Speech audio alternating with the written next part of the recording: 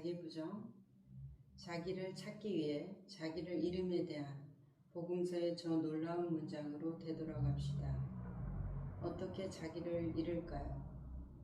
여러분은 무언가를 잃으려고 애써본 적이 있습니까? 애쓸수록 더 어려워지죠. 잃는 건 애쓰지 않을 때죠. 의식하지 않을 때 무언가를 잃죠. 그런데 어떻게 자신에 대해 죽을까요? 우리가 지금 이야기하는 건 죽음이지 자살이 아닙니다. 자기를 죽이는 얘기가 아니라 죽는 얘기입니다. 자기에게 고통을 일으키고 자신을 괴롭힌다면 자기를 좌절시키는 것이겠죠. 반생산적이겠죠. 고통 속에 있을 때만큼 자기 자신으로 가득 찰 때는 없거든요. 우울해 있을 때만큼 자신에게 집중해 있을 때는 없거든요. 행복할 때만큼 자신을 잃을 준비가 된 때는 없습니다. 행복은 사람을 자기로부터 풀어줍니다. 자, 이렇게 말씀을 하세요. 그래서 고통 속에 있을 때만큼 자기 자신으로 가득 찰 때는 없다라는 것에 대해서 글을 읽으면서 가만히 나의 고통을 생각해 보면 정말 내가 그 고통 속에 푹 빠져 있을 수 있다는 것은 온전히 나에게 집중되어 있구나, 이제 이렇게 느끼는 거죠. 고통이 길면 시간도 느리게 갑니다. 행복하면 시간이 쏜살같이 가죠. 물론 이제 경전에서는 그 불행과 행복 모두 다 두카라고 해서 우리의 괴로움의 원인이 됩니다. 맞죠? 괴롭기 때문에 저항하고 행복하기 때문에 집착하는 두 가지가 모두 다 괴로움의 원인인 욕망이 되죠. 그렇지만 이제 여기에서 신부님이 말씀하시는 행복, 고통을 나누는 것은 이 두카의 얘기가 아닐 것이에요. 놓여놨을 때의 어떤 평온함, 들뜨는 행복감이 아니라 충만한 행복감을 말씀하시겠죠. 자, 자기를 잃는다는 것은 자기가 자기라고 생각했던 것과는 다른 무엇임을 문득 알아차리는 것입니다. 자기가 중심이라고 생각했다가 이제는 위성임을 체험하는 것입니다. 자기가 춤꿈이라고 생각했다가 이제는 춤임을 체험하는 것입니다. 이런 것들은 단지 표상일 뿐이므로 글자 그대로 받아들일 수는 없습니다. 어떤 실마리, 어떤 암시, 어떤 시사들의 불과함을 잊지 마세요. 너무 강조하지는 마세요. 글자 그대로 받아들이지는 마십시오 라고 하시네요. 자기 부정이라는 것은 수행에서, 우리 마음 공부에서는 굉장히 중요한 과정이에요. 내가 나를 부정한다. 이걸 의식적으로 그래, 이건 내가 잘못했고, 그래, 이것은 내가 실수한 거지, 그래, 이거는 내가 아니야, 나의 허상이지, 이제 이렇게 생각으로 하는 것은 무슨 자기 부정입니까? 그것이 그냥 내 이야기 속에 들어가 있는 것이죠. 이제 저희 회원님이 아주 좋은 얘기를 해주셔서 공유 드릴게요. 저하고 얘기를 나누는 중에 이런 말씀을 하셨어요. 내 감정에 참여되라고 하셔서 내 고통에 내가 참여되는데, 제 고통을 고통이구나 알아차리고 멀리 떨어져서 보는 것이 아니라 그 고통에 참여돼서 불이 났으면 불을 끄는 거, 불을 끄기 위해서 머리도 꼬실러지고 뭐 얼굴도 그을러지고 옷도 너덜너덜 거지같이 되고 막 그러면서 소리는 지르고 머리는 헝클어지고 아주 볼품 없어지죠. 그런 상태여야 된다라는 것이죠. 그런 모습이어야 되는 거예요. 불을 끌려니까. 그러면 이 불, 탐진치라는 거세게 타오르는 욕망의 불꽃을 끌려면은 거기에 참여돼야 된다는 얘기를 우리가 하잖아요. 그냥 강 건너 불구경하듯이 탐진치가 일어났구나. 저거는 나의 동일시지. 그래, 내가 상상한 것이야.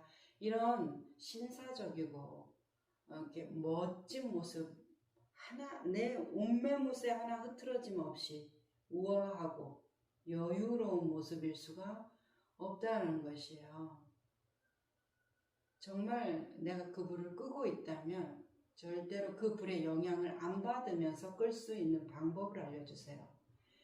분노로부터 자유롭기 위해서 분노에 참여되는 건데, 분노 속에 뛰어드는 건데, 분노의 영향을 안 받을 방법을 알려달라는 것이에요. 그래서 제가 이제 옛날에 어떤 저의 관찰자적인 기법, 그리고 제가 그것을 알아차리는 것이 정말 내 경계 안에서 이루어진 것이었고, 어느 상태는 된 것 같았는데 시간이 지나면 다시 원점, 다시 원점. 그게 내가 그것에 대해서 뛰어들지 않고 그것과 함께 더불어서 그것을 알아차리지 못했다라는 거. 겉으로 보기에는 그렇지만 안에 들어간 사정은 완전히 다르거든요. 겉보기의 사과와 먹어본 사과는 완전히 다르잖아요. 내가 상상하면서 보는 사과와 정말 맛보면서 실시간으로 생생하게 느껴지는 사과가 같을 수가 없잖아요. 같은 얘기예요. 그래서 이제 그분이 그 말을 이해했어요. 그래서 내 분노, 이제 수치심 이런 것들을 느낄 때 내가 그걸 느끼는데 어느 날 이런 생각이 들더라고요. 이렇게 말씀하시는 거예요. 어떤 생각? 내가 그래 참여되어서 느꼈어. 이 수치심의 거센 불길에 내가 막 흔들려, 괴로워. 근데 어느 순간에 내가 수치심에 잠식당하고 내가 그것 때문에 더 알아차리고 있나? 내가 그러면 수치심을 알아차린다라는 것은 도대체 어떤 겁니까? 수치심을 느끼고 있는 거고 부끄러움, 괴로움을 느끼고 있는 건데 그 느끼고 있는 것이 알아차림입니까? 그러면 그 알아차리고 있다는 걸 어떻게 알죠? 수치심에 빠져들었다. 수치심에 내가 지금 먹히고 있다. 아니면 수치심을 내가 지금 있는 그대로 알아차리고 있다. 수행적인 관점에서 잘 참여되면서 이 불을 끄고 있는 흐트러짐이다. 아니면 이 불 속에 빠져들면서 몸이 같이 불타버리는 것이죠. 불을 끄는 행위가 아니라 몸이 불타는 행위. 그 경계가 어딥니까? 불의 확인은 같이 느끼기 때문에 수치심이라는 감정을 느끼는데 불을 끄고 있는 이 확인지 불에 들어가서 몸이 불타버리는 그 확인지를 어떻게 제가 구분하죠? 이렇게 말씀하시더라고요. 매우 좋은 질문이죠. 그분이 그렇게 경험하면서 말씀하지 않으셨으면 저도 아무 생각 없이 그냥 그 불에 참여되셔야 되고 그 불 속에 뛰어들어야 된다는 얘기만 앵무새처럼 했을 것 같아요. 그분이 물어봐 주셨기 때문에 생각하게 됐고 나의 경우를 되돌이켜서 보게 되었을 때 그 두 개의 차이는 그 경계는 내가 수치심이라는 것을 느끼는데 그 불의 확인은 느끼는데 뭐를 안 한다? 스토리를 안 짠다는 것이에요. 이야기 속으로 불 속으로 들어가는 것이 아니라 불을 계속 끄고 있다라는 것은 그것을 계속 보고 있다라는 것인데 보고 있다라는 것은 느껴지죠. 부끄러움이 느껴지고 괴로움이 느껴지는데 그것에 대해서 뭐예요? 스토리를 안 짜고 있어. 누구 때문에 그렇지. 그때 그 사람이 그렇게 얘기해서 내가 지금 이 수치심을 느끼는 거야. 그때 그래서 내가 그 말을 왜 했을까? 내가 왜 그 상황에서 그런 행동을 했을까? 내가 지금 또 이런 마음이 올라오는구나. 내가 지금 이렇게 하니까 좋구나. 이렇게 하니까 나쁘구나. 이런 모든 것들이 스토리예요. 그냥 확인을 느끼면 되는 거예요. 확인을 느끼면서 오도 가도 못하고 꼼짝 못하고 거기에 있으라는 거예요. 그걸 견뎌내야 되죠. 불을 끄면서 그 확인을 견뎌내야 되는 것이지 불 속에 들어가서 타들어가 버려 내가 불이 난지 내가 난지 이렇게 모르는 그런 상황이 아니라 스토리에 들어가면은 뭐예요? 활활 타오르는 경험 많으시죠? 내가 이 정도까지 화낼 것은 아니었는데 후회한 적 많으시죠? 내 바닥까지 내려간 경험 많으시죠? 내가 바닥까지 내려가고 싶어서 설마 내려가셨어요? 바닥은 보이고 싶지 않았잖아요, 우리 솔직히. 하지만 바닥을 보여주잖아요, 매일. 내가 그것도 가장 사랑하는 사람한테. 내 우아한 모습을 가장 보이고 싶은 사람한테 아니면 내가 가장 조심해야 되는 사람한테 어느 날 나의 컨디션이 무너짐으로 인해서 어느 날 내가 나의 어떤 여유를 잃음으로 인해서 자 그런 것들 내가 원하지 않았지만 그런 일이 일어나는 이유는 내가 그 미묘한 중심을 못 지키는 이유는 내가 그 스토리 속으로 불 속으로 들어가 버리는 것이에요. 그러니까 이제 여기에서 내가 그 화기를 느껴요. 뜨거움을 느끼는데 그 경계선이 어디냐? 알아차림과 그 알아차림이 아닌 그 감정에 빠져드는 경계가 어디냐? 스토리를 쓰고 있는 거. 그래서 그 생각 속으로 빠져 들어가서 막 감정을 키워서 그 화가 화를 더 막 먹여 살리는 거 있잖아요. 많이 해보셨으니까 분명히 이 말을 탁 들었을 때 아실 거라고 느껴요. 자, 그 차이, 그것을 구분해낸다면 우리는 조금 더 지혜롭게 나의 어떤 업식이라고 하는 탐진치의 불꽃이라고 하는 그 욕망으로부터 조금씩 자유로워질 수 있을 것이다. 이렇게 이제 그분하고 좋은 얘기를 나눠서 공유 드립니다. 잊어버리기 전에. 자, 어쨌든 여기에서 자기 부정이라는 그 감정은 생기는 이유는 명백해요. 자기 부정이 왜 생겨요? 이 고통을 우리가 신나서 받는 거 아니잖아요. 내가 뭐다 라는 결정을 해놨기 때문에 자기 부정이라는 수행적인 관점에서 그것을 깨트려야 되는 날이 오는 것이죠. 상이 없는데 금강경에 이제 그 36분의 그 말씀들이 다 상을 깨는 얘기들이신데 그 상을 깨는 그 얘기가 왜 필요합니까? 우리가 상이 없다면. 그러니까 자기 부정이라는 것도 내가 나라는 것에 대한 동일시가 없는데 자기 부정이 왜 일어나겠어요? 그래서 공부가 누가 저도 최근에 들은 말은 뭐였더라? 아니 최근에 들은 말인데 이렇게 기억이 안 나요? 그때 당시에는 생각해 봐야 되는 말인데 하고 생각했는데 맞아요. 사회 부적응자. 최근에 아주 가까운 분에게 정말 당신은 사회 부적응자 같다고 이렇게 저한테 얘기를 했거든요. 그래서 이거 생각해 봐야겠다. 그런 생각이 들었어요. 자, 그랬을 때 아마 언젠가의 나라면 당신이 뭔데 나를 평가하고 판단해? 그리고 그렇게 비난하듯이 얘기해?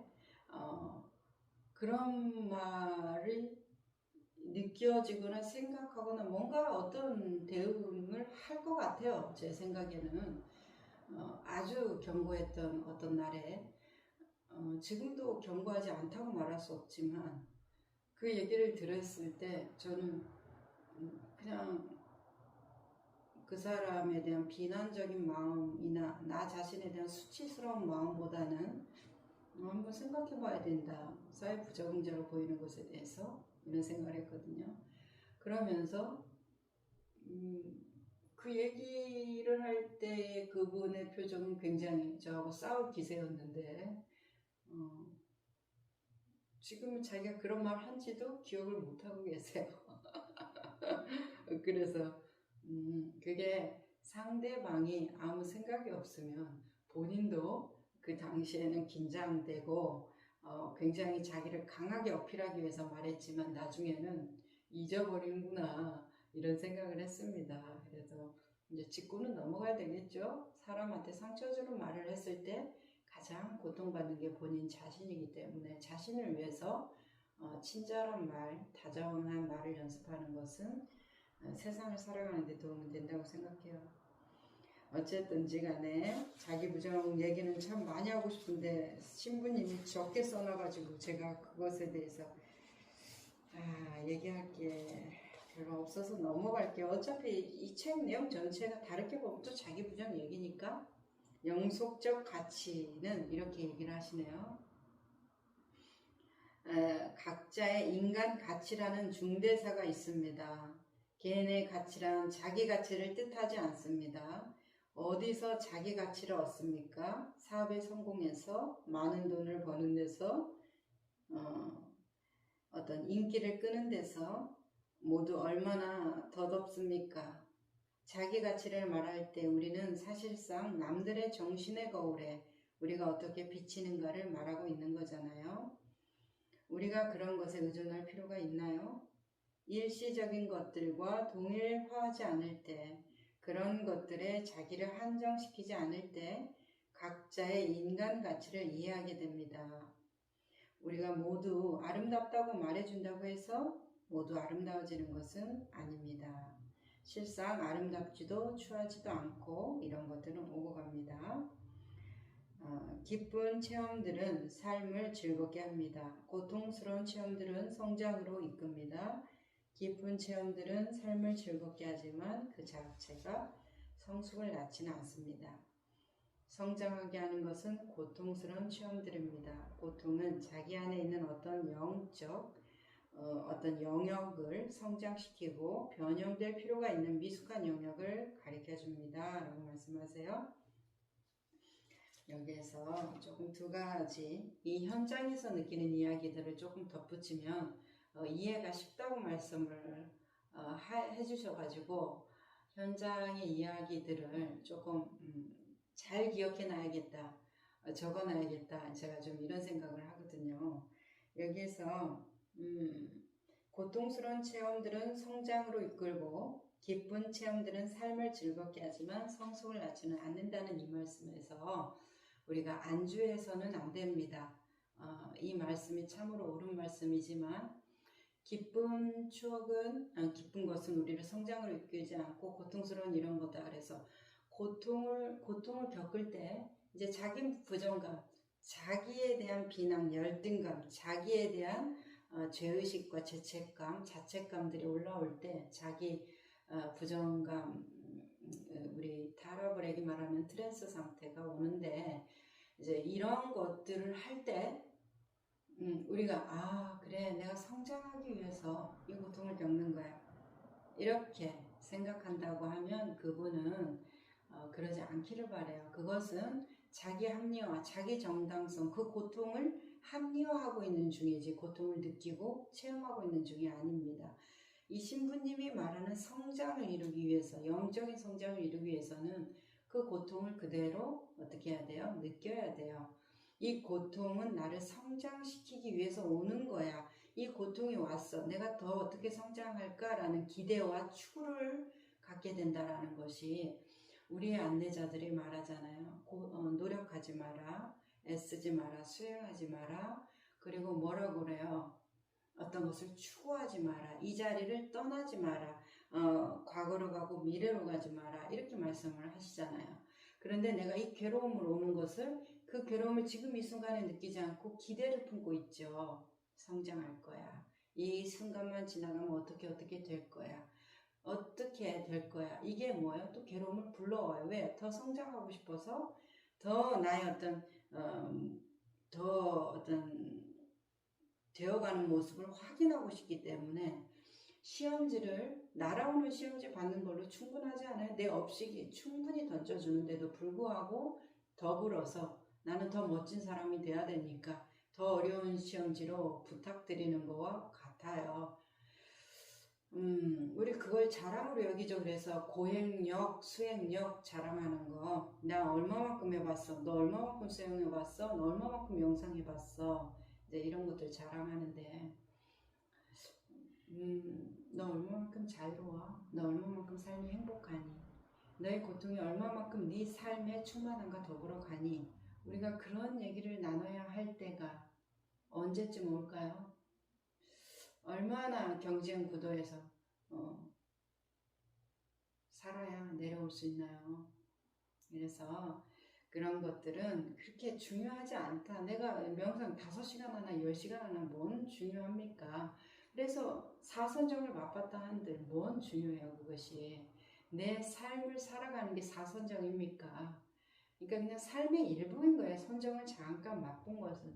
그 전체가 내 삶이 돼야 되는 것이죠. 그러려면은 여기서 기쁜 체험들은 삶을 즐겁게 하지만 성숙을 낳지 않는다라는 이런 태도와 이 고통이 나를 성숙시켜 줄 거니까 이 고통을 내가 기다리거나 이 고통 안에서 희망과 추구를 품거나 그러지 않고 그냥 담백하게 고통을 느끼세요. 그러면 저절로 성숙이 이루어지는 거지. 성숙을 내가 이루어야겠다라고 해서 성숙을 이루면서 내가 고통을 막 겪으면서 성숙되어 간다는 그 느낌, 그 비교로 이루어지는 것들은 환상이잖아요. 그죠? 사실 전체이기 때문에 우리가 알 수가 없어야 돼요. 그래야 그게 진짜 성장으로 나아가는 거지. 내가 이만큼 된다, 이만큼 됐다, 내가 이만큼 됐네? 이런 거 알 수 있는다는 그 순간에는 뭐예요? 비교가 된다는 건 내가 지금 그 상태가 아니라는 거거든요. 물고기가 물을 보는데 물이 그 자기 세계 전체이기 때문에 물이 안 보는 거지. 우리는 물을 못 볼 이유가 뭐가 있어요? 물 속도 알고 물 바깥도 아는데. 근데 물고기한테는 물을 아는 것이 어마어마한 일이죠. 그와 같이 내 세계 전체가 되면 그것을 모른다라는 느낌이 있어야 되는데 내가 성장해가는 느낌을 안다라는 것이 이게 뭐야? 자기를 이미 속이고 있다라는 것이에요. 추구 속에 들어갔다는 거거든요. 그러니까 그런 부분에 대한 염려가 좀 있어요. 그러니까 그런 것을 조금 생각하면서 그 고통에 대해서 티베트 승려들처럼 나에게 주어진 이 고통의 길이 마땅히 내가 그것을 겪어내기를 바라나이다 하면서 그냥 마땅히 받아버리는 거, 이것은 수행적인 태도지만 기대하는 것은 다른 얘기라는 것이에요. 자, 넘어갈게요. 마음대로 되지 않을 때 겪는 실망을 살펴보십시오. 그것이 자기에 대해 무엇을 말해주는지 주십시오. 단죄는 없이 단죄하면 자기 혐오에 사로잡힐 테니까 남에게서 보듯이 관찰하십시오. 비판받을 때 겪는 그 실망, 그 우를 바라보십시오. 그것이 자기에 대해 무엇을 말하고 있습니까? 노이로제 환자란 과거를 두고 아쉬워하는 사람이지 미래에 아쉬울 일을 걱정하는 우리 정상인과는 달라. 그런데 그게 문제입니다. 그런 걱정, 그런 불안이 자기에 대해 무엇을 말해주고 있습니까?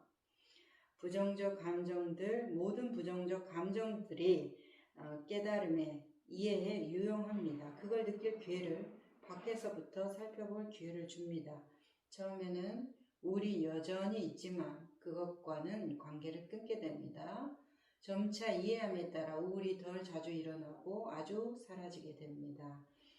여기에서 밖에서부터 살펴볼 기회를 줍니다. 이제 이 말씀이죠. 우리가 항상 대상적으로 인식하기 때문에 처음에는 그런 접근을 우리 안내자들이 다 그런 접근부터 시작할 수밖에 없어요. 왜냐? 그 사람의 시선이 밖으로 나가 있으니까 그 시선 끝을 쭉 따라가서 그 바깥으로부터 다시 안으로 회광 반조시키는 그것을 하는 것이죠. 나는 그 바깥에 있다고 말하는 그 시선이 어디에 있어요? 사실은 내 안에서부터 생긴 것이어서 결국 따라와다 보면은 내 시선이었다는 것이요. 바깥에 그것 때문에 내가 괴로운 줄 알았는데 내 시선 때문에 괴로웠다는 것을 알게 되면서 우리가 노연하는 경험을 하게 되죠. 그래서 처음에는 바깥에서부터 살펴보는 거. 그래서 바다 전체를 보고자 하는 욕심은 알겠지만 처음에는 뭐부터? 파도부터, 물결부터 보고 시선을 확대해 보니까 전체 바다가 들어오면서 낱낱의 파도와 전체 바다가 아무런 상호 인식이 아무런 그 불편함이 없는 상태, 이제 그렇게 나아가거든요. 그래서 밖에서부터 살펴보는 거. 그래서 잘 관찰하라. 주의 깊게 깨어 있어라. 알아차려라는 말을 계속 하는 것이에요. 그래서 이 관찰의 힘이 어디까지 가야 돼요? 세세하게 관찰하니까는 어떤 서양적인 분석의 힘, 실증과 논증의 힘을 강화시켜라는 식으로 우리가 알아듣는 경우도 있어요. 특히 남자 회원님들이 그래요. 어떤 이성적인 사고, 분별적인 사고가 아주 발달되어 있기 때문에 그렇죠. 그런데 사실은 이 세세하게 주의 깊게 아주 면밀하게 살피라는 내용은 어떤 목표 지점을 향해서 나아가기를 바라는 것이에요. 단순해지고 아주 단순해지기를 바라는 마음에서 세밀해지고 더 세밀해지게 안내를 하는 것이에요. 자, 그러면 이게 세밀하다. 그러면 그 낱낱의 것들을 다 보는데 그게 어떻게 단순해지는 얘기예요? 그것은 그냥 통으로 봐야 되고 멀리 봐야 되고 흐릿하게 봐야 되고 그런 거 아닌가? 이제 이런 생각을 하시거든요. 그것은 우리의 어떤 이분법적인 사고에서는 그 논리가 맞지만 이 마음 공부에서는 어때요? 자, 이 전체 세상에서 세밀하게 보고 계속 세밀하게 보면 뭐가 나와요? 공이 나와요. 지금 물리학에서 어디까지 갔어요? 입자 어떻게 이렇게 해서 지금은 파동. 자, 우리는 어때요? 계속 이 세밀함을 깊이까지 들어가면 어디까지 가요? 공 상태까지 가요. 아무것도 없음을 발견하게 되는 거예요. 물질에서 이게 제가 지금 샤프를 들고 있는 이 샤프를 세밀하게 계속 들어가니까 이 샤프라는 물질은 없고 이거 안에 있는 분자, 원자, 코크, 밀입자, 소립자 뭐 이렇게 가다가 보니까 결국 그것들이 그냥 파동으로 이루어졌더라. 이제 이렇게 되는 것이잖아요. 그래요. 그 파동 복잡해요. 단순하잖아요. 완전한 단순함 속에 있죠. 그것이 형태를 갖추고 계속 조금씩 붙어나가면서 어떤 이 샤프라는 모양을 나타냈을 뿐이야. 그쵸? 그렇기 때문에 계속해서 세밀하게 주의 깊게 계속 알아차례라는 말의 끝에는 온전히 단순해져서 어디까지 단순해지라는 말이에요. 제가 이 순간 딱 보는 거로 끝나버리는 것이에요. 더 이상의 것이 없다라는 것으로 끝나는 것이요. 자, 그것은 해보면 압니다. 직접 해보면 알 수 있어요. 그래서 처음에 밖에서부터 살펴보는 거 좋습니다. 내가 말한 욕망과 갈망이란 무엇인지를 상기하십시오. 내가 갈망하는 것을 얻을 때까지 나는 행복해지기를 거부한다 그랬죠? 행복이 욕망의 충족에 의존해 있는 경우들을 말합니다. 이렇게 말해요. 좋아요. 행복이 욕망의 충족에 의존해 있는 경우. 그래서 우리가 이 마음 공부적인 행복을 원하는 것은 어떤 것? 양변을 놓아버리는 행복을 원해요. 내 욕망이 추구되어서 만족하고 충만한 상태의 행복이 아니라 내 욕망이 충족되든 충족되지 않든 나의 존재가 가지고 있는 충만함을 원하는 것이에요. 그물이 있든 없든 상관없이 내가 자유로워지는 것을 말하는 것이에요. 그런 차이가 있어요. 그래서 내가 행복하다고 느끼는 거, 이제 우리 수행적인 관점이니까 수행에서 행복하다고 느낄 때 수행이 잘 되고 있어, 명상이 잘 되고 있어, 어떤 느낌이 일어나. 그래서 내가 행복해, 충만해. 그것은 뭐예요? 내가 갈망하는 바가 있다라는 것이고 어떤 대상을 잡고 있다라는 것이니까 그 대상은 계속 변하잖아요. 이 세상의 원리가 뭐예요? 일양이잖아요. 오고 가는 자가 되라, 열애가 되어라 이렇게 말씀하시잖아요. 움직인다라는 거예요. 움직이는 거. 그 움직임 속에서 우리가 무엇을 붙잡아야 하나요? 붙잡는다라는 것이 우리한테 고통을 준다고 우리의 이제 스승님들께서 경전에서 말씀하시는 이유죠. 그러니까 그것으로 오는 행복이 아니라 여기에서 말하는 행복은 모든 것을 놓아버리는 행복이야. 그러면 돌멩이가 돼야 되나요? 계속 강조해서 말씀드리지만 인과의 현실에서 돌멩이로는 살아갈 수가 없어요. 호흡, 마시고 내쉬는 이 호흡조차도 인과인데 돌멩이처럼 호흡한다고 그래서 인과의 영향을 벗어나는 것이 아니거든요. 그러니까 주어진 삶을 행복하게 사세요. 인과를 받아요. 그물이 있는 게 상관이 없어요. 파도가 일어나는 게 상관이 없단 말이에요. 고요하게 만들고 돌멩이처럼 되기를 희망하지 말고 그냥 자유롭게 통과하는 자가 되는 것을 희망하는 게 좋겠다. 자, 편애가 아닌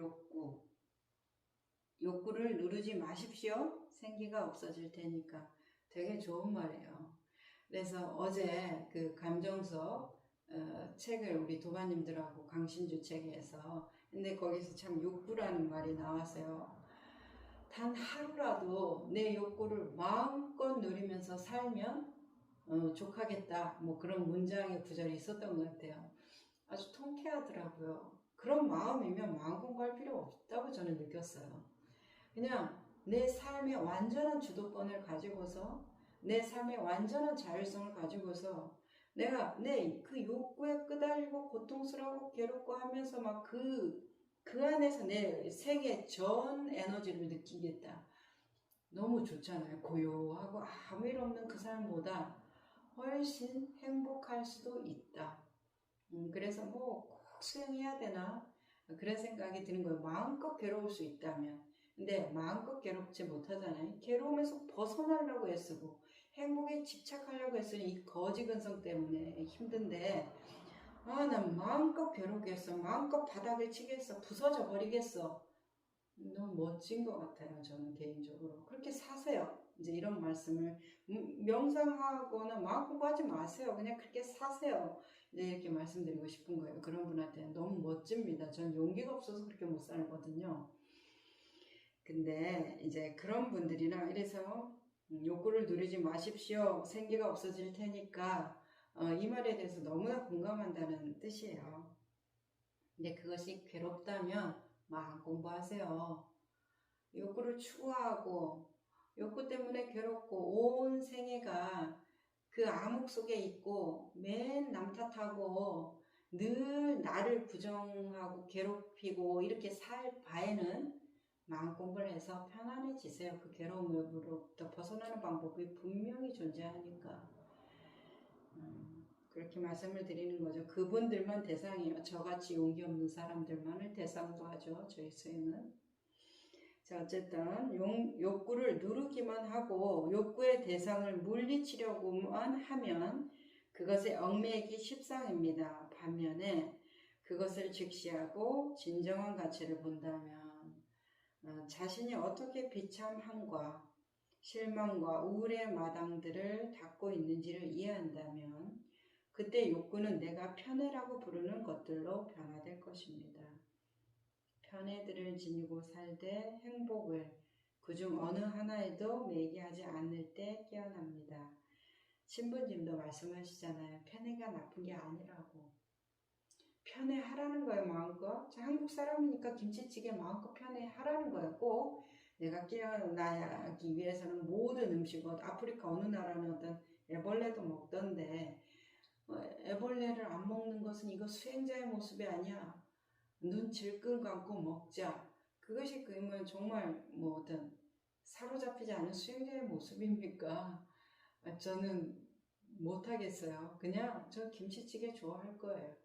없으면 굶을 때까지 굶다가 이제 정신이 혼미해질 때나 먹을 수 있는 그런 정도의 용기밖에 없거든요. 그런데 자유롭게 사는 데는 아무 문제 없어요. 편애하는데. 김치찌개 좋아하는데 아무 문제 없다라는 것이에요. 그래서 마음껏 편애하라는 거예요. 그냥 편애하지 않기 위해서 노력하지 말라는 거예요. 어떻게만 하지 말라고. 내가 편애한다는 것만 알면 되는 거예요. 내가 편애한다는 걸 보면 되는 거예요. 그러면 당신의 편애도 내가 존중하게 되어 있어요.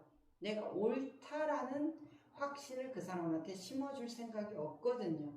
그냥 난 김치찌개 좋아하는데 너는 애벌레가 맛있구나.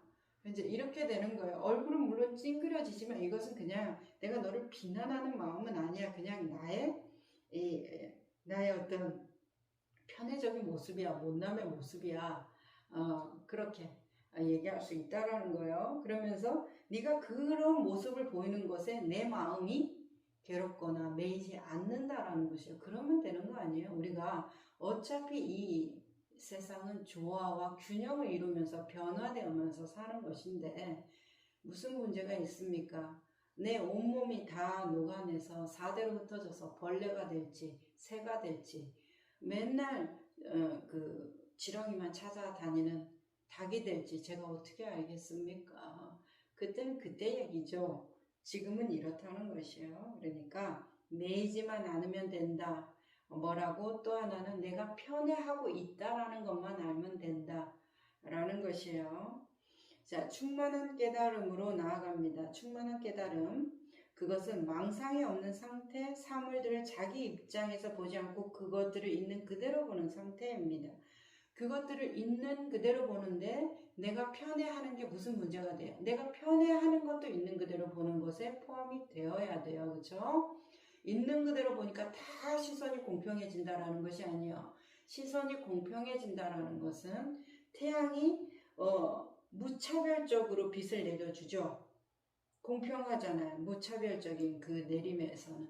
하지만 일어나는 현상은 어때요? 아주 편애적이죠. 햇빛을 많이 받는 응지의 식물과 양지의 식물의 모습이 현격하게 다르고 빛과 그림자를 만들어내고 이 지구에 뭐예요? 빙하와 열대지방이 존재를 하잖아요. 햇빛은 무차별적인데 그것에 대한 모습은 아주 편애적이라는 것이에요. 무슨 문제가 있어요? 그러니까 알아차림이라는 것이 나의 어떤 완전히 균형 잡힌 상태를 우리 회원님들도 보면 그런 것을 기대하고 있어요. 그냥 내가 편애하고 있다는 걸 알면 되는 거예요. 김치찌개 열심히 좋아하면 되는 거예요. 편애하고 있다라는 것을 있는 그대로 보기만 하면 되는 거예요. 여기 신부님이 뭐라고 말해요? 나의 입장에서만 안 본다는 것이요. 편애라는 것은 아주 지극히 개인적이고 나의 입장적인 것이에요. 그런 행동력을 가지고 살아가는 것인데 그것을 어떤 시선으로 보는 것이에요. 파도가 일어나는 것인데 어떤 시선으로, 바다의 시선으로 봐서 아무 문제 없음 이렇게 되는 것이에요. 자, 넘어갈게요. 자, 현실을 있는 그대로 보는 것, 직시하는 것입니다. 불행하다면 그때마다 현실에 무언가를 더하는 것입니다.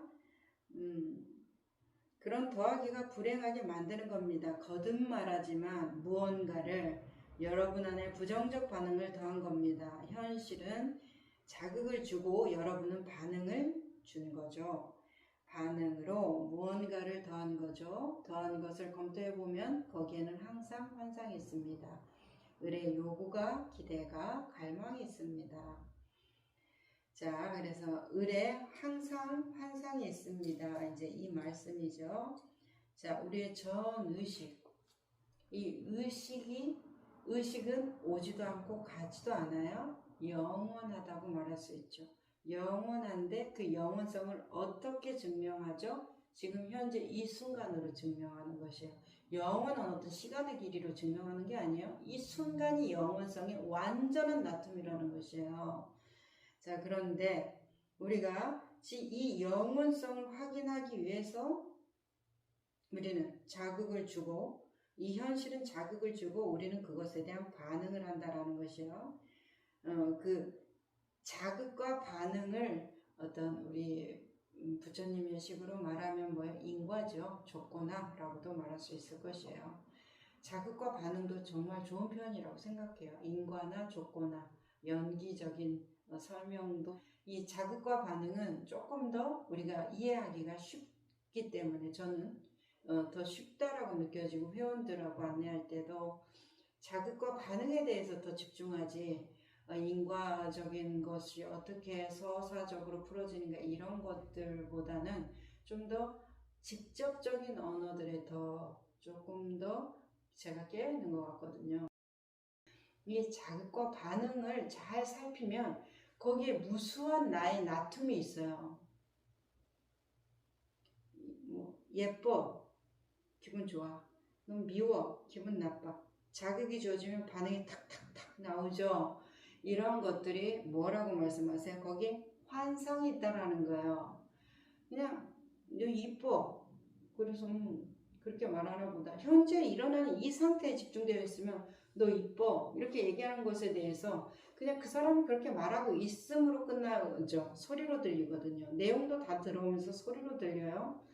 그렇기 때문에 그 사람이 너 이뻐 얘기하는 것이 나에 대해서 그 사람도 얘기하고 지칭되는 것도 나라고 인식이 되죠. 나도 나라고 인식되고 그 사람도 나한테 얘기하는 것으로 인식이 되지만 그것에 대해서 내가 먹어놓은 환상과 인과적인 그 어떤 경향성이 사라져가면 그냥 그렇다라는 거예요. 그 사람 말이 그렇다라는 거고 이 사람이 인식하는 것이 그렇다라는 거예요. 그래서 반응을 이끌어내지를 못해요.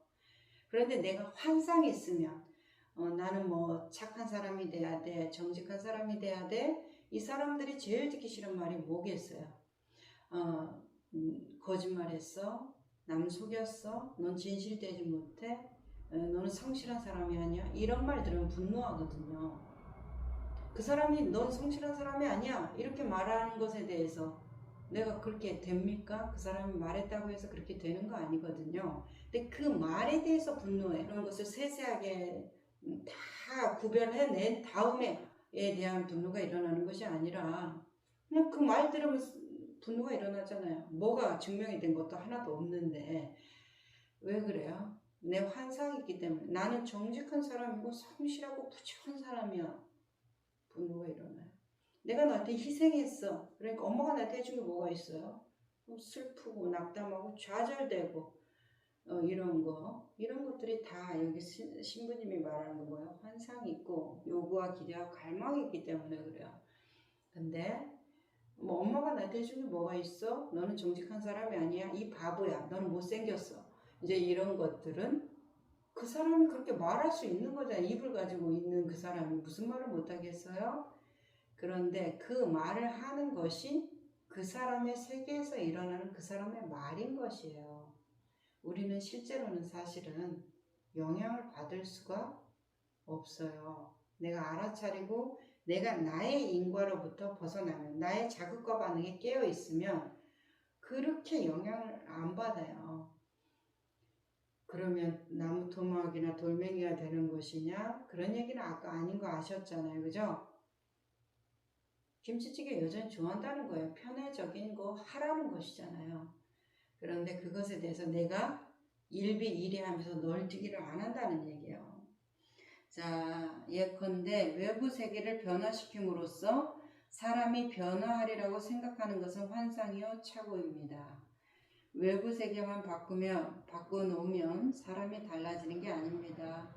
새 직업이나 새 배우자, 새 집이나 새 구두, 새 스승이나 새로운 영성을 얻는다고 해서 그 사람을 바꿔놓진 않습니다. 펜을 바꾸는 게 글씨를 바꾸는 거라고 생각하는 것과 같습니다.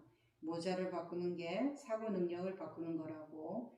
그런 것이 실제로 사람을 변화시키지 않는데도 대부분의 사람들이 자기네 취미에 맞춰 외부 세계를 재배치하느라고 정력을 소모하고 있습니다. 더러는 성공하고 잠시 5분쯤 더러는 쉽니다. 휴식 동안에도 우리는 긴장합니다. 삶이란 언제나 흐르고 있는 것, 항상 변하고 있는 것이니까요. 자, 살기를 원한다면 영주처를 가져서는 안 됩니다. 머리를 들 곳이 있어서는 안 돼요. 삶과 더불어 흘러가야 됩니다. 도마의 예수님 42장 오고 가는 자가 되어라. 안경의 해능 대사께서는 뭐라 그래요? 무주로 주로 삼아라 이래죠. 무주를 집 삼아라. 집이 없는 것을 집으로 삼아라 이렇게 말씀하시잖아요. 이제 변화시킴으로써 변화하리라는 기대가 환상이라고 착오라고 이제 이렇게 아는 것은 중요하지가 않아요. 왜 이제 그런 말씀을 드리냐면 현장에 있으면 저 회원님들이 이런 말씀을 해요. 저는 정말 제가 어떠하기 때문에 사람들이 저를 인정해주고 잘해주고 하는 모든 것이 잘 되고 어떻게 저 사람들이 그렇게 저를 저의 이야기를 듣고 위안받고 행복하고 감동받고 이러는지 자기의 존재에 대해서 끊임없이 확인시키고 부각시키고 있으면서도 자기는 자기가 그러한 존재이기 때문에 사람들이 그렇게 느낀다라는 말을 하고 싶은 것이에요. 그것은 외부 세계를 통제하고 컨트롤하고 싶은 그 욕구가 느껴지는 것이지 이 자리에서 보면은 자기가 정말 그러한 사람이라서가 아니거든요. 사실은 통제하고 싶은 거예요. 외부를 통제해서 내가 어떠한 사람이라는 상을 유지하고 싶은 것이에요. 또 하나는 나는 못났어요. 뭐 어쨌어요. 저는 부족한 사람이요. 바보예요. 못 배웠어요. 이런 것들 또한 외부 세계를 통제해서 자기의 어떠한 것을 지키고 싶은 거예요. 똑같아요. 극과 극은 통하거든요. 그래서 이 마음 공부는 결국은 자기 진실성, 자기 직면으로 가는 것인데 그것이 안 되는 내가 나를 보는 것이 고통스럽다라는 것이 저는 처음에는 그렇죠. 고통스러울 수는 있어요. 내 동일시 때문에 그렇겠지만 그렇지만 내가 나로 평생을 살아가야 하는데 내가 나를 보는 것이 그토록 고통스러우면은 그 삶이 얼마나 허상이고 한낱 헛개비고 텅 빈 속빈 강정같이 텅 빈 그런 삶이겠는가 이 말이에요. 아무런 실속이 없이 그냥 바람에 나부끼는 갈대같이 이렇게. 그러니까 내가 나를 보는 것이 왜 그렇게 처음에는 고통스러울 수 있지만 계속 고통스럽다가 튕겨져 나가버리는 경우들을 보면 저 역시 고통스러운 거예요. 왜 그렇게 자신을 싫어하냐? 왜 그렇게 자신을 미워하냐? 평생 그 자신하고 살 것인데. 그리고 고통스러운 순간에도 자신과 함께 있었고 행복한 순간에도 나하고 함께 있었는데 아무도 같이 못 가주는 어딘가까지 나하고 함께 있는 것이 난데 왜 그렇게 자신을 미워하고 싫어하고 안 보려고 하는지에 대해서 아주 고통스러운 심정이에요. 안내하는 입장에서는. 자신을 그렇게 미워해서 무슨 행복을 어디에서 얻을 것이에요. 그러니까 이런 거 상대를 통제해서 어떻게 하려고 하는 거 그것이 어떤 신앙적인 모습에서도 굉장히 많이 나타나요. 그것을 좀 반성해야 된다고 저는 느껴요. 나의 부처님이든 예수님이든 하나님이든 뭐 어떤 뭐 조상님을 믿든지 그분들을 통제해서 나의 복과 기름 화복을 가져오려고 하거든요. 그 외부 세계를 통제해서 나는 믿는다고 하면서 제사상 차려이지만 그분들을 이걸로 아부하면서 뇌물로 바치면서 이 뇌물 받았으니까 내가 당신을 좀 컨트롤할 수 있겠죠. 우리 거래됐죠. 이제 이런 것이에요. 조상님이 와갖고 계약서를 썼는지 안 썼는지는 모르겠지만은 그 다 자기 마음에서 일어나는 여기서 말씀하시는 환상, 요구와 기대와 갈망 그 정도예요. 자, 그러니 살기를 원한다면 영주처 거주처를 가져서는 안 된다는 말씀 우리가 좀 기억하면 좋겠고요. 재밌는 얘기가 있어요. 나스르딧이라는 노인 물라의 이야기들을 아십니까? 그는 그리스인, 터키인, 이란인들 모두가 자기네 사람이라고 주장하는 전설적 인물입니다. 좀 처음 들었는데 그들 이야기 형태로 신비적 가르침들을 전하고자 했습니다. 보통 익사알맞은 이야기로 그리고 이야기에서 조롱의 대상은 항상 늙은 나스르딧 자신이었습니다. 어느 날 장터에서 나스르딧이 서툴게 기타를 치는데 단 한 음만을 치고 있습니다. 잠시 후 사람들이 모여들고 땅바닥에 앉아있던 사람들이 말합니다. 멋진 곡이군요, 물라. 그런데 왜 다른 악사들처럼 약간씩 변주를 하지 않습니까? 그 바보들, 나스르딧이 말합니다. 바른 음을 찾고들 있는 거지. 난 이미 찾았거든. 제가 여기 참 멋진, 유쾌하고 멋진 비유라서 다르게 이렇게 다양한 변주를 하는 것은 바보들이래요. 바른 음을 찾느라고 다양한 음을 연주하는 것이래요. 그런데 본인은 이미 찾아서 한 음만 연주하는 것이라고 얘기를 하세요. 이제 신비가적인 가르침을 얘기해 주시기 위해서 이러시겠죠. 한 음으로 한 음의 진동으로 무수한 파장을 일으킬 수 있다라는 것. 그럴 정도의 실력이 된다라고 하면 뭐 무슨 문제가 있겠습니까? 사실 고요한 물결에 단 한 번의 자극으로 수천 수만의 잔상을 만들어낼 수가 있잖아요. 그렇죠? 나뭇잎 하나만 떨어져도 그 물결의 파동이 서서히 얼마나 다 달라지면서 모양이 다 다르게 일어나요. 그러니까 이제 그 한 음이라는 것은 바로 그런 의미의 말씀이시겠죠.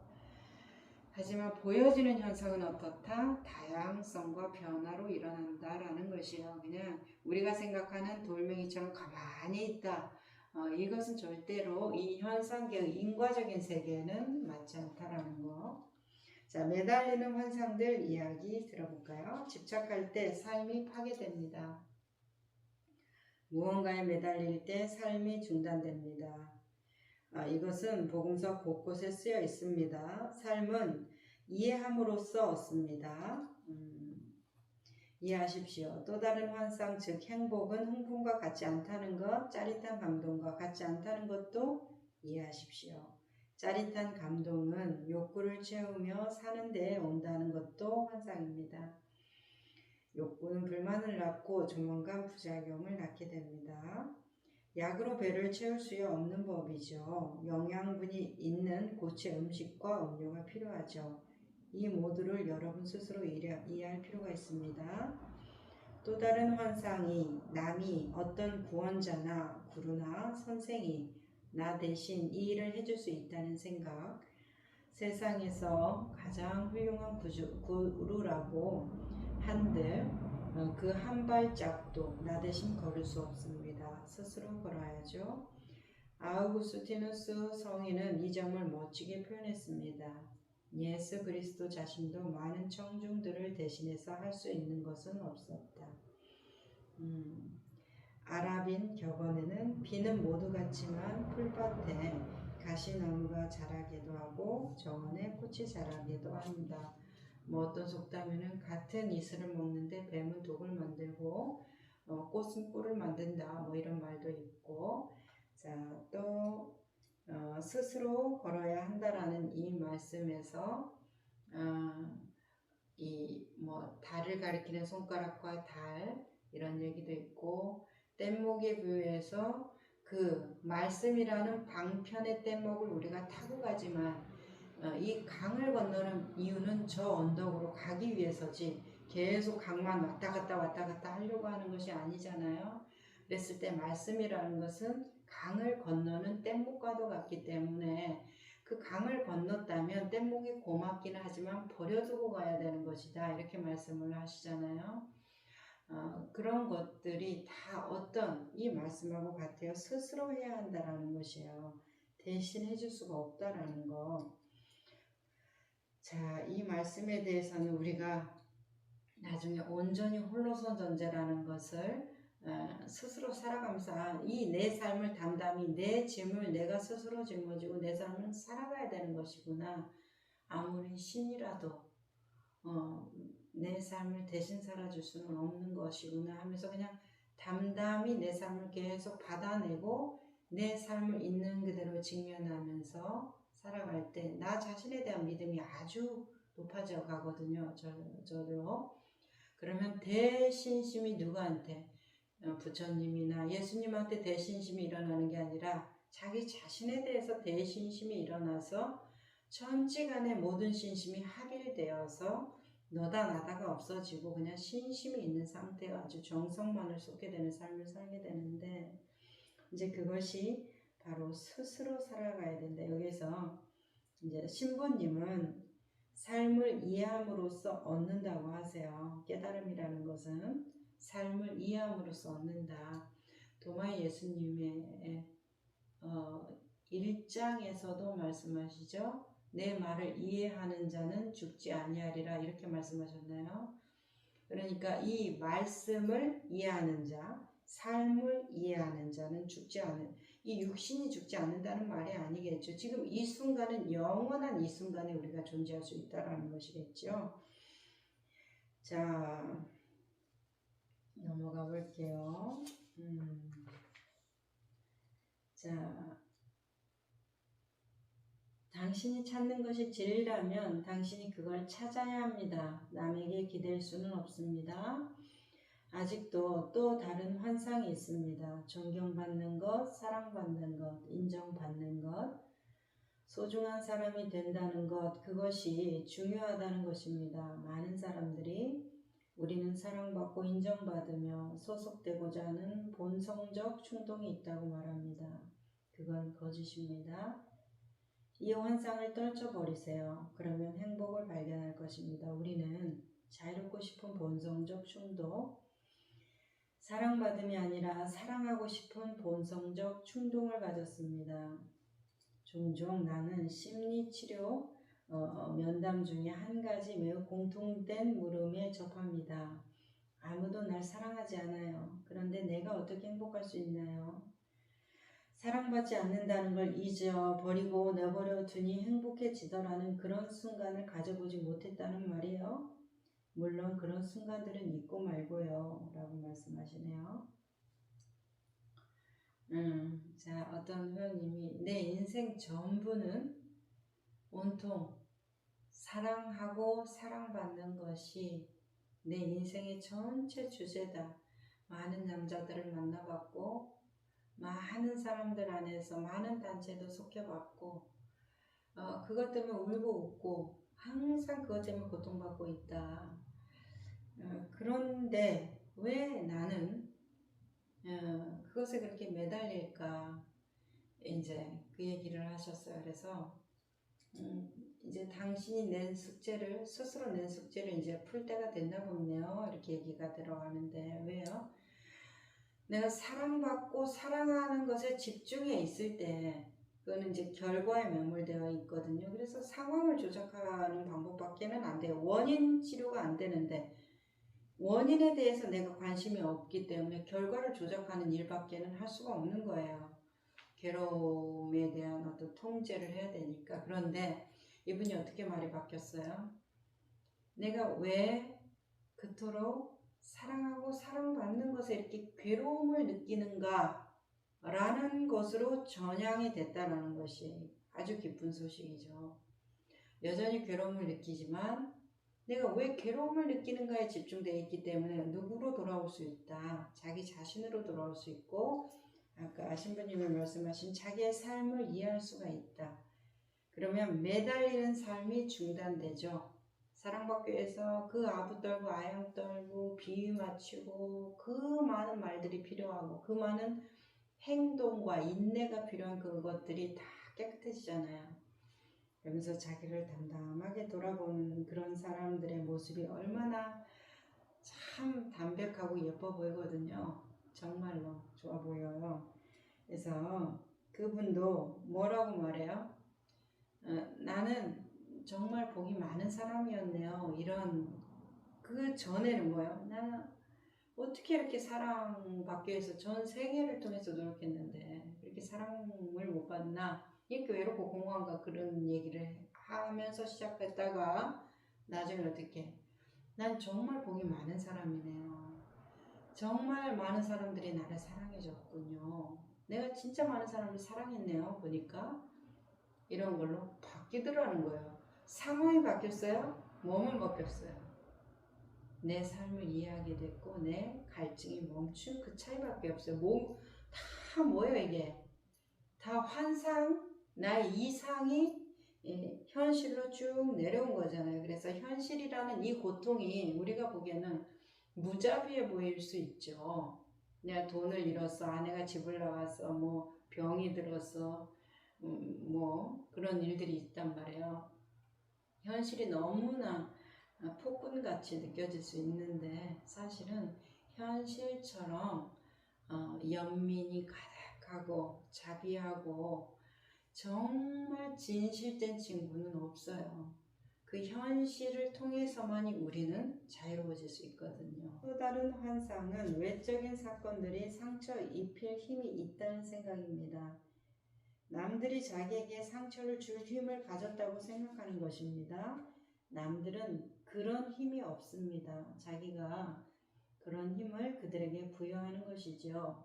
남들이 붙여주거나 스스로 붙인 딱지들을 바로 자기라고 생각하는 것 또한 환상입니다.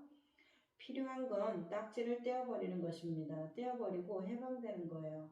딱지들과 동일하지 마십시오. 그건 남의 생각입니다. 남이 그 순간 나를 체험하는 것일 뿐이에요. 내가 정말 천재입니까? 바보, 신비가, 미친놈? 그게 정작 무슨 상관입니까? 계속 깨달아 있다면 덧없는 것들은 걱정하지 않고 삶을 순간순간 살아가는 것입니다. 이 점에서 복음서에서 얼마나 절묘한 표현이 있습니까? 하늘의 새들을 눈여겨보십시오. 그것들은 씨를 뿌리지도 않고 추수하지도 않을 뿐더러 곳간에 모아들이지도 않습니다. 들의 백합꽃들이 어떻게 자라는지 관찰해 보십시오. 그것들은 수고하지도 않고 물레질하지도 않습니다. 이것이야말로 정령 깨달은 신비가의 말입니다. 그런데 왜 걱정합니까? 아무리 걱정한들 단 1초라도 목숨을 늘릴 수 있어요? 왜 내일의 일을 근심합니까? 사회의 삶이 있을까? 사회에 내가 계속 살까? 왜 내일을 염려해요? 오늘에 충실하십시오. 삶이란 우리가 다른 계획들을 짜느라 바쁜 동안에 우리에게 일어나는 무엇이라고 누군가 말했습니다. 지금 이 순간을 사세요. 이것이 깨달을 때 알게 되는 것들 중에 하나입니다. 현재 살고 있음을 현재의 삶으로 순간마다 체험하세요. 이렇게 나와 있습니다. 그러한 기억들, 이것은 내게 다른 주제, 다른 화제를 제공합니다. 그러나 이 세 화제는 내가 이야기해온 것, 우리가 현실에 더하는 모든 것들에 대해서 깨달으라는 나의 제안과 매우 밀접합니다. 자, 필요한 것은 이해지 자신에 대한 단죄가 아닙니다. 여러분 자신 안에서도 이것이 변화를 가져오는 길입니다. 자신을 욕하고 단죄하는 것이 아니라 자기 안에 어떤 일이 일어나고 있는지를 이해하는 것입니다. 더러운 죄인으로 자책한다고 해서 자신이 달라지는 것은 아닙니다. 깨달음을 얻기 위해서는 보아야 하는데 편견에 빠져 있으면 볼 수가 없습니다. 미리 판단을 해놓고 봅시다. 그것은 누구라도 낙담시키기에 거의 부족함이 없습니다. 오랜만에 만난 친구가 톰 반갑군 하고 얼싸안는 것과 같습니다. 누구를 포옹하는 것입니까? 톰을 아니면 그에 대한 내 기억을. 그래요. 우리가 이제 어렸을 때 초등학교 때 운동장을 보면 정말 넓죠. 근데 커서 운동장을 보면 저 운동장이 저렇게 작았나? 네, 이런 생각을 하게 된다고요. 그러면 여기 이제 신부님이 얘기하는 것처럼 무엇을 보는 거냐 이 말이야. 운동장을 보는 겁니까? 그 운동장에 대한 기억을 보는 것입니까? 운동장은 어렸을 때나 지금이나 똑같았을 거예요. 하지만은 어렸을 때 운동장이 크다. 지금 보니까 운동장이 작다. 이 두 사람 모두 다 무엇을 보는 거예요? 그 운동장에 대한 나의 생각과 기억을 보는 것이에요. 모든 것이 그래. 그래서 우리는 강박적으로 지식을 쌓고 이해하고 뭔가를 알기 위해서 노력해요. 심지어 나를 알기 위해서 노력한다는 행위가 어디로 가요? 그래서 내가 뭘 해야 됩니까? 나는 누굽니까? 나는 어떻게 살아야 됩니까? 나는 어디서 와서 어디로 갑니까를 다른 사람한테 묻잖아요. 제 옛날에 얘기했잖아요. 그 어떤 산에 있는 도인 찾아갔는데 그런 것들을 물어보니까 그분이 딱 눈을 휘둥그레하게 뜨면서 여기까지 온 사람은 누굽니까? 이렇게 물었다고 하잖아요. 그 한마디에 그냥 딱 우리가 와닿는 것이 있잖아요. 그러니까 내가 나를 알기 위해서 부족함이 없는 내가 나를 알기 위해서 연구에 대한 저 사람한테 가서 묻고 있는 이 심정이라는 것이에요. 내가 조금만 나를 견뎌낼 수 있다면, 내가 나한테 솔직할 수 있다면, 내가 나한테 정직할 수 있다면, 내가 나한테 좀만 다정할 수 있다면, 내가 나한테 덜 요구만 할 수 있다면 왜 다른 사람한테 내 배고픔을 묻고 내가 목마른가요? 목마르지 않는가요? 묻는 바보가 어디 있습니까? 솔직히 말해서 그냥 목마르면 가서 마시는 거지.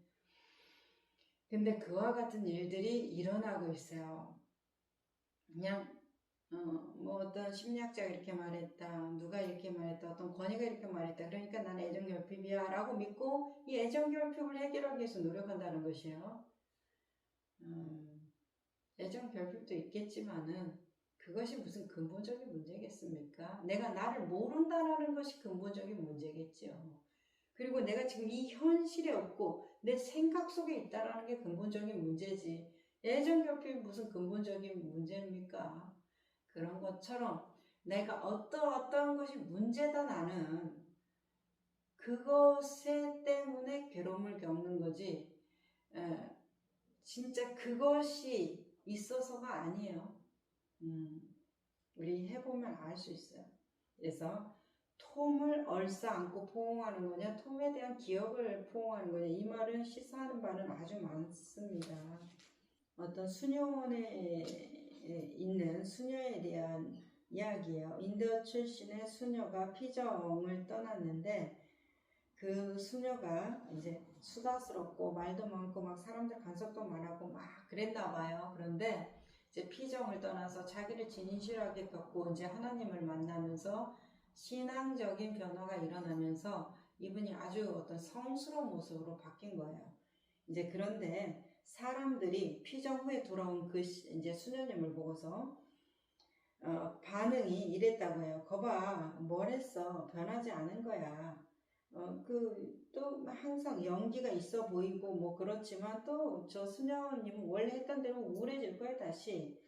이제 이런 식으로 사람들이 지금 뭐 그렇다고 해서 뭐야 이렇게 옛날에 그 기준으로 그 사람을 본다라는 거예요. 그랬을 때 비극은 그 수녀는 변했건만 그들은 그걸 보지 못했다는 것입니다. 그들의 지각이 사랑과 인간관계라는 중대사에서 파괴적인 결과를 낳은 것이죠. 인간관계란 무엇이든 거기에서는 확실히 두 가지가 따라 나타납니다. 명료성, 지각의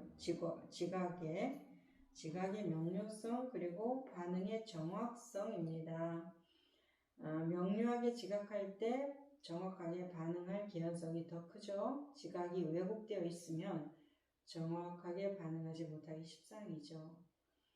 보지도 못하는 사람을 어떻게 사랑할 수 있어요? 누군가에게 애착을 할 때 실제로 그는 그를 보는 겁니까? 우리는 항상 우리가 두려워하는 것을 미워합니다. 여러분 모두의 조건 하에서 유리하는 그런 것들로 우리는 거기에 서 있습니다. 어떻게 해서 내가 좋아하지 않은 것들을 여러분은 좋아하게 되었을까요? 여러분과 나의 문화가 다르기 때문이죠. 여러분과 내가 받고 자란 교육이 다르기 때문이죠. 내가 즐기는 음식을 좀 권해보면 여러분은 즐겁할 것입니다. 자, 여기 이제 이분이 인도 신부님이시기 때문에 소고기 얘기가 나오죠. 인도는 소를 아주 신성하게 보기 때문에 소고기를 안 먹죠. 그러면은 저기 알라 신을 믿는 이슬람은 돼지고기를 안 먹죠. 그런 것들은 문화권의 차이잖아요. 그래서 소는 농사에 요긴한 동물로 보호하는 이를 배경으로 해서 문화적인 편견이 자리 잡혀서 소를 중요하게 생각하다 보니까 나중에는 어떻게까지 갔다? 소를 신성시하기까지 갔다. 우리의 필요에 대한 인식에 깨어있지 않게 되면 나중에는 어떻게 돼요? 그 인식에 사로잡히는, 내가 그걸 소유하는 것인데, 소유라는 것을 통해서 내가 편하고 자유롭고 행복하려고 하는 것인데 그 소유에 속박당하는 존재. 돈이 있으면 그 돈으로 자유롭고 행복하게 살 수 있는데 그 돈에 속박당하고, 권력이 있으면 그 권력 때문에 남들하고 누리고 행복하고 자유롭게 정의를 실현하면서 살 수 있는데 그 자유에 속박당하고, 아름다움이 있으면 그 아름다움으로 사랑받고 사랑받는 조건이 더 많아지니까요. 할 수 있지만 그 미모에 집착해서 그 많은 얼굴에나 몸에 투자하는 그 돈과 집착과 건강은 또 어떻든가 다 그래요. 내가 소유하는 것이 나를 자유롭게 행복하기 위해서 우리가 소유하는 것인데 소유에 결국 속박당한다라는 것이죠.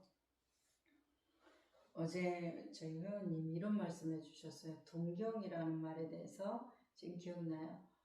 동경이라는 것은 어떤 것을 이렇게 좋아 보이고 이상하는 거 아니에요. 그런데 우리가 동경하는 것을 동경하기 위해서 동경을 추구한다라는 거. 그러니까 동경은 뭔가 어떤 것을 잡고 있는 거죠. 저 사람처럼 멋진 부처님 같은 사람 돼야 돼. 예수님 같은 사람 돼야 돼. 그런데 부처님이나 예수님을 동경하는 것이 아니라 부처님이나 예수님을 동경하는 그 마음을 동경하는 거라는 말이죠. 저는 그렇게 이해했거든요. 그러면 사실은 부처님과 예수님 본다는 얘기 아니에요. 내가 그려놓은 그 부처님과 예수님을 좋아하고 동경하고 그것을 바라보고 추구한다라는 얘기시죠.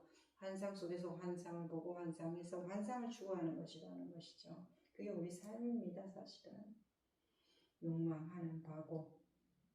자, 계속 조금 더 읽어볼게요. 어떤 특정 유형의 사람이 나에게 주는 나를 매료시키는 상이 나의 잠재의식에 있기 때문이지요. 그래서 그런 사람을 만나면 홀딱 반할 겁니다. 그러나 내가 그 사람을 제대로 본 걸까요? 아니죠.